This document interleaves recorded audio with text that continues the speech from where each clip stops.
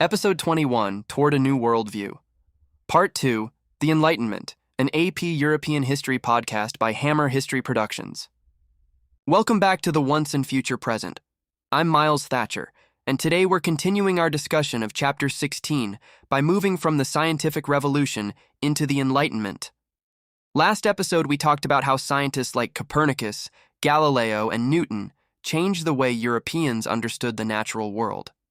This time, we're looking at what happened when people started applying those same ideas about observation, reason, and laws to human society, politics, economics, and religion. Joining me as always is Dr. Morgan. Glad to be here, Miles. The Enlightenment is one of those periods that still shapes the modern world in enormous ways. Ideas about constitutional government, free speech, religious toleration, economics, education, and even human rights all connect back in some way to Enlightenment thinkers. And also joining us is Professor Theo. Good to be here. One of the things I really like about the Enlightenment is that it's not just about famous philosophers writing books. It's also about coffeehouses, salons, newspapers, arguments, gossip, libraries, theater, and ordinary people beginning to think differently about society and authority. And honestly, this feels like one of those chapters where suddenly Europe starts sounding a lot more modern. Exactly. You start hearing arguments and debates that still sound familiar today. So where do we start? We really have to begin with the scientific revolution, because the Enlightenment grows directly out of it. During the 17th century, scientists like Isaac Newton argued that the universe operated according to discoverable natural laws. If the physical universe could be understood rationally through observation and experimentation, many thinkers started asking whether human society might work the same way. So they started treating society almost like a scientific problem?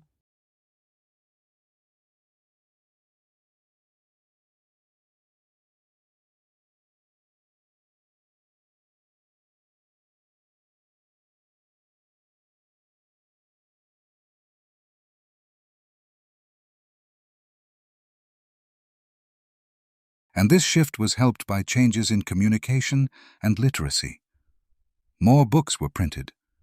Newspapers and pamphlets circulated more widely. Urban coffeehouses became places where merchants, writers, lawyers, and educated readers gathered to exchange ideas. Sort of like 18th century social media? In a limited way, yes. People gathered to argue about politics, culture, and current events. Just with slower comment sections. But seriously, coffeehouses and salons created what historians call the public sphere. That means a social space where people discussed politics, philosophy, economics, and culture outside direct government or church control. What exactly was a salon? A salon was a gathering, often hosted by elite women in cities like Paris, where intellectuals, writers, artists, and political thinkers discussed ideas. Salons became major centers for spreading Enlightenment thought. When I take students through the Marais district in Paris, I always point out how many important salons operated in what now just look like ordinary residential streets. In the 18th century, those rooms were major intellectual centers. So these conversations weren't happening inside universities? Not primarily. Universities were often still conservative institutions tied closely to church traditions. The Enlightenment spread through private discussion, print culture, correspondence, and informal networks sometimes called the Republic of Letters. That sounds dramatic. Was it an actual organization? No, it was more like a huge international intellectual network. Writers and thinkers exchanged letters across Europe and even across the Atlantic world. Voltaire alone wrote thousands of letters. Enlightenment ideas also spread because of the Encyclopedia, edited by Denis Diderot and Jean Le Rond d'Alembert. Published between 1751 and 1766, it contained tens of thousands of articles on science, technology, philosophy, crafts, and society. Was it just like an encyclopedia today? Not exactly. It wasn't just trying to organize knowledge, it was also trying to promote Enlightenment values. The encyclopedia criticized intolerance, outdated institutions, and censorship while praising reason and scientific thinking. And importantly, it treated practical knowledge as valuable. Skilled labor, crafts, engineering, and manufacturing were included alongside philosophy and science. That reflected a growing Enlightenment belief that knowledge should improve society. Was criticizing religion or government dangerous at this point? Absolutely. Many Enlightenment writers faced censorship, exile, imprisonment, or bans on their books. Governments and churches understood that these ideas could undermine traditional authority. Voltaire, for example, spent time imprisoned in the Bastille and later lived in exile. That's usually a sign your ideas are making people nervous. One thing I noticed in the chapter is that even though Enlightenment thinkers criticized religion, most people were still religious. Very much so. The Enlightenment was not simply atheism replacing religion. Many thinkers remained Christians. What changed was the increasing use of rational analysis to examine religion. This led some thinkers toward deism.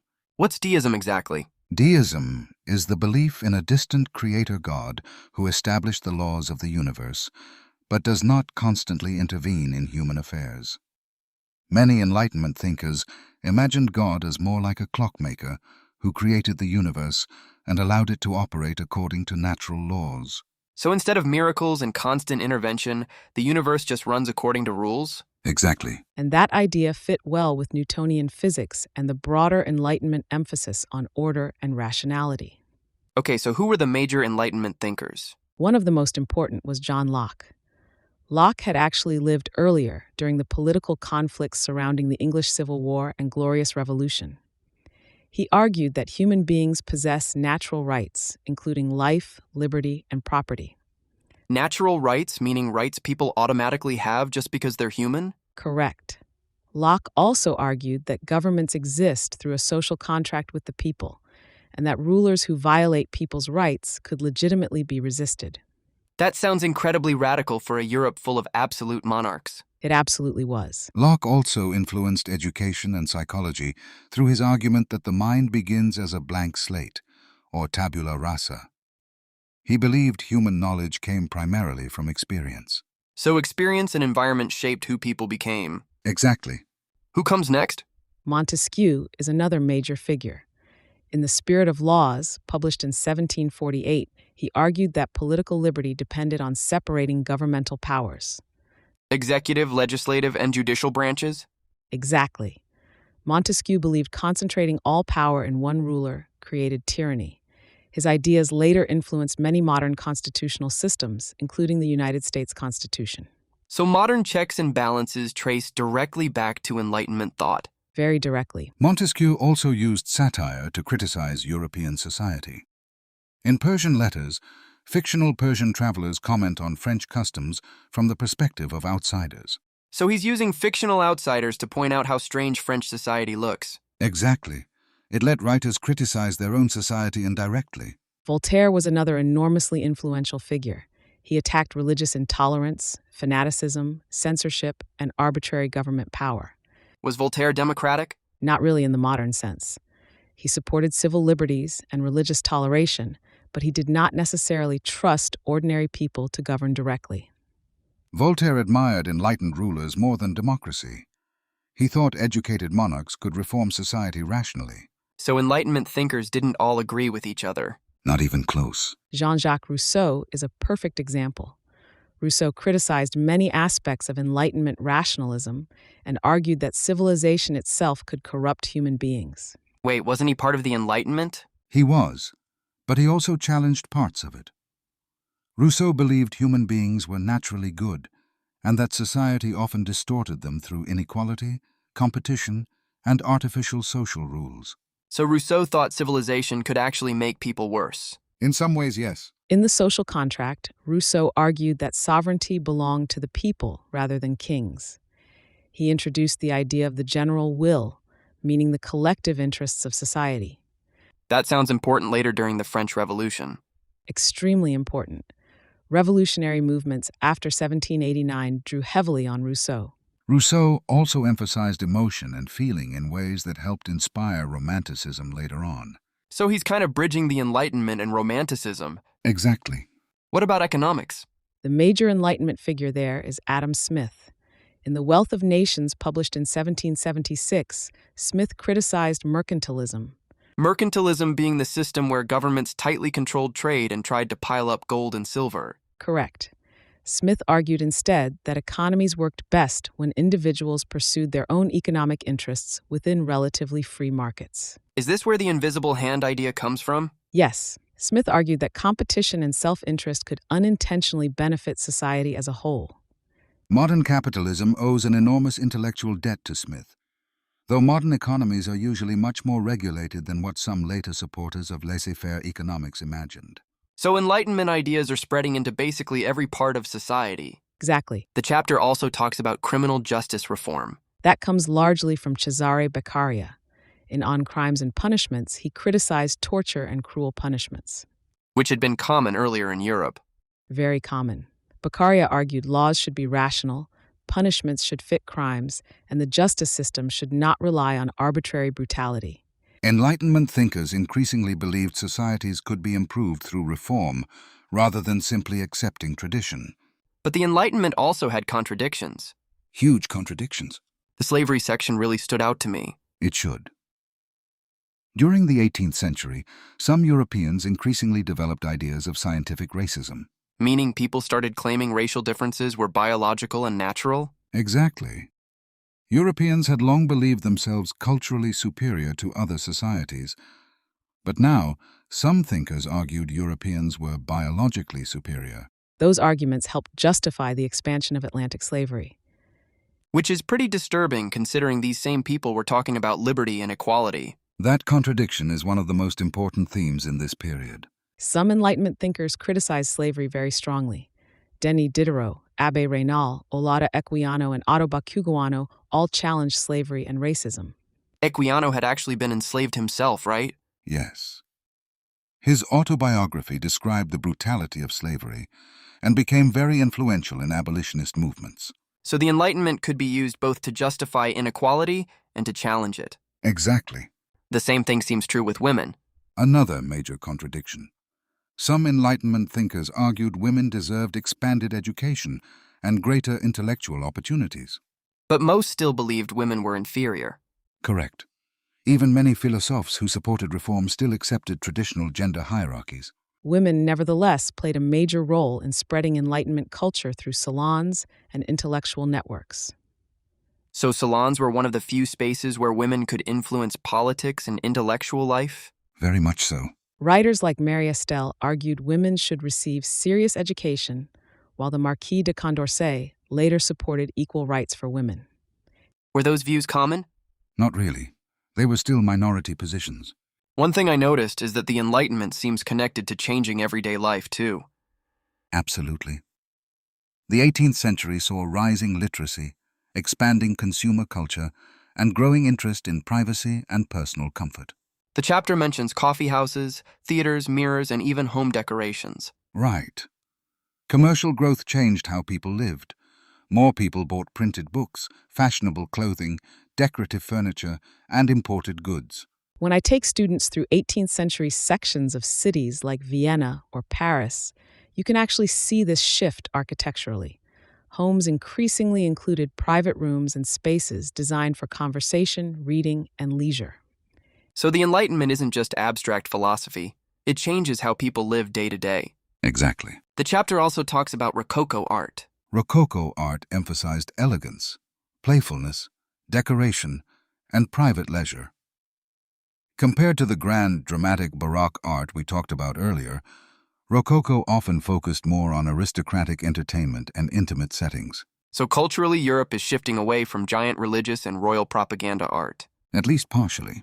Okay, so how did Enlightenment ideas affect governments? Many rulers became interested in Enlightenment reforms while still maintaining absolute power. Historians call this enlightened absolutism. That sounds slightly contradictory. It often was. Enlightened absolutists wanted more efficient government, stronger bureaucracies, improved education, and sometimes greater religious toleration, but they still believed monarchs should hold centralized authority. So they wanted reform from above, not democracy. Precisely. Frederick the Great of Prussia is one example. He supported religious toleration, expanded education, and corresponded with Enlightenment thinkers like Voltaire. Joseph II of Austria also introduced reforms including greater religious toleration and attempts to reduce the power of the Catholic Church. And Catherine the Great in Russia tried some Enlightenment reforms too. Yes, though the limits of reform became very clear in Russia after peasant uprisings like Pugachev's rebellion.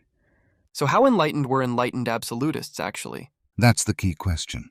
Most rulers embraced Enlightenment ideas selectively.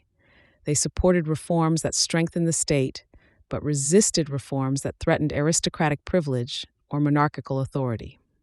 So they liked efficiency and modernization, but not necessarily equality. Exactly. One of the interesting things about the Enlightenment is that it could support very different political outcomes. Some thinkers supported constitutional government. Others supported enlightened monarchy. Some emphasized individual liberty, while others emphasized order and reason. The Enlightenment feels less unified than I expected. It really was more like a giant argument about how society should work. And I'm guessing these arguments become really important once revolutions start. Extremely important. The American Revolution, French Revolution, Haitian Revolution, and later democratic movements all drew heavily from Enlightenment ideas about liberty, sovereignty, rights, and reform. But critics later argued the Enlightenment also had dangerous sides. Some worried that excessive faith in reason could lead to arrogance, intolerance, or attempts to force society into rigid systems. So even today, people still debate the Enlightenment. Constantly. It kind of reminds me of how modern societies still argue about science, expertise, free speech, government power, religion, and equality. Those debates are deeply connected to Enlightenment traditions. And that's one reason this period matters so much. The Enlightenment helped shape the modern world, but it also created questions and contradictions that societies are still wrestling with. Next episode, we'll look at a debate among historians about whether the British Enlightenment played a special role in shaping the modern world. Thanks for listening to the Once and Future Present.